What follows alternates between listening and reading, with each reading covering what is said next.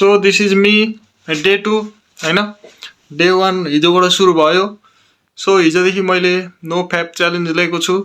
अनि त्यसपछि अब आजदेखि चाहिँ हल्का बिहानदेखि अब ड्युटी जानुपर्छ एकछिनदेखि। सो एक्सर्साइज हान्न गइरहेको छु।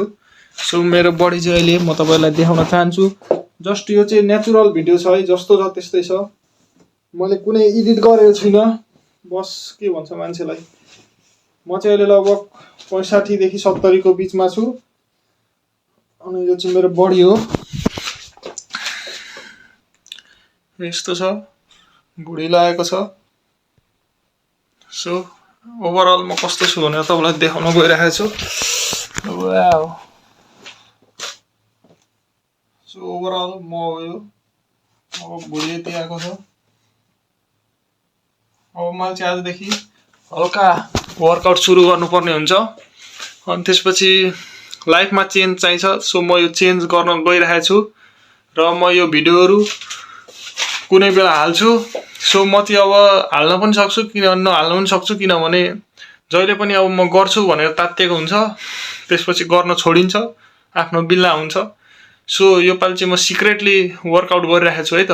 So this is me after workout.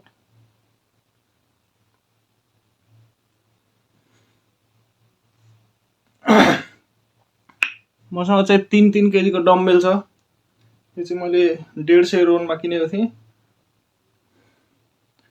तर थन्की बसेको थियो होइन। सो आज मैले एक सेट हाने, यस्तो पुसअप हाने, डायमन्ड पुसअप हाने। सो आजलाई यति नै। लगभग 5-7 मिनट गरे होला वर्कआउट। बिस्तारै स्लो प्रोग्रेस गर्ने, तर जहिले गर्ने भन्ने मेरो सोच छ। अघिसम्म मेरो यो फुलेको थिएन, अहिले त जस मोटिभेसन मिल्छ। सबै बुरी आदत त्यागेर यस्तो बनाउन सक्यो भने। सो यो चाहिँ मेरो मकसद यही हो कि जसरी पनि मैले मान्छेलाई, मतलब म यस्तो छु नि त नेचुरल्ली, त्यही भएर म भिडियो पनि एङ्गलबाट बनाएको छुइनँ। भुँडी पनि यत्रो छ, यो बोसो हो। अब अहिले नै त अब 1 महिना जति त मलाई जोस आउँदैन यो भुँडीको गर्नलाई। सुरुमा यस्तो बनाम, अनि त्यसपछि हल्का यता राम्रो भएपछि यता पनि राम्रो हुन मन लाग्छ होला। यता राम्रो भएपछि यता पछि लेग हैन। जोस म बिस्तारै आफूलाई मोटिभेट गर्न खोज्दैछु होइन। मतलब यो चाहिँ प्राइभेटमा हो क्या, यो सब कुराहरू प्राइभेटमा हो। मेरो यो यस्तो थिएन नि, छाती यस्तो अनि पुरै टाइट यस्तो। अझै पनि यो यस्तो कसरी भयो क्या। मेरो पहिला पुसअप हान्दा यहाँबाट चिर गर्थ्यो क्या। अब च्यात्तिन्थ्यो क्या पुरै। अब यहाँ चित्र गरेर हुन्थ्यो। अहिले बोसो लागिरहेको छ। सो गाइज आजलाई यति नै।